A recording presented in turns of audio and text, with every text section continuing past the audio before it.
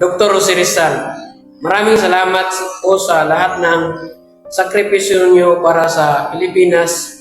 Hindi naging madali ang pinagdaanan niyo, pero pinili niyong paglaban ng bansa gamit ang talino, pagsulat at katotohanan. Dahil sa inyo, maraming Pilipino ang namulat sa totoong mahalin ng sariling bayan. Masakit isipin na hanggang ngayon may mga problema pa rin ang mga bansa natin, korupsyon, kahirapan at justice, pero buhay pa rin ang mensahe niyo ng puso ng maraming Pilipino, lalo na sa kabataan.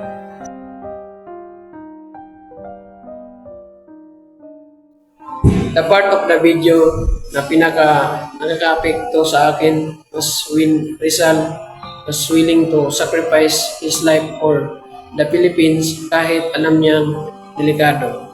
Nakikita ko talaga na kung gaano niya kamahal ang bansang at ang mga Pilipino.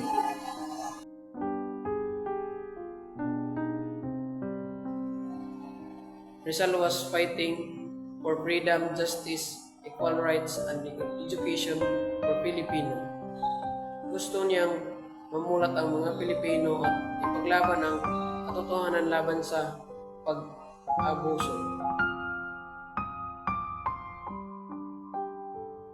I think Filipinos today are free in some way because may karapatan tayong magsalita, mag-aral, at bumoto, pero hindi pa rin totally free ang lahat dahil marami pa rin problema tulad ng corruption, poverty, fake news, and equality.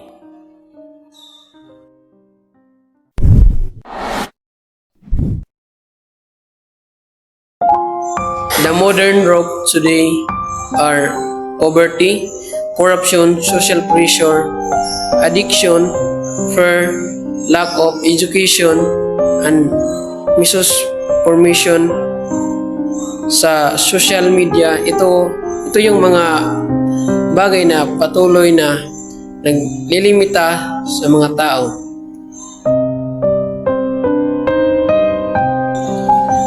As a student, I can continue Rizal message by studying hard, pagiging responsible, speaking to truth, helping others, and pagmamahal sa bayan kahit simpleng paraan lang.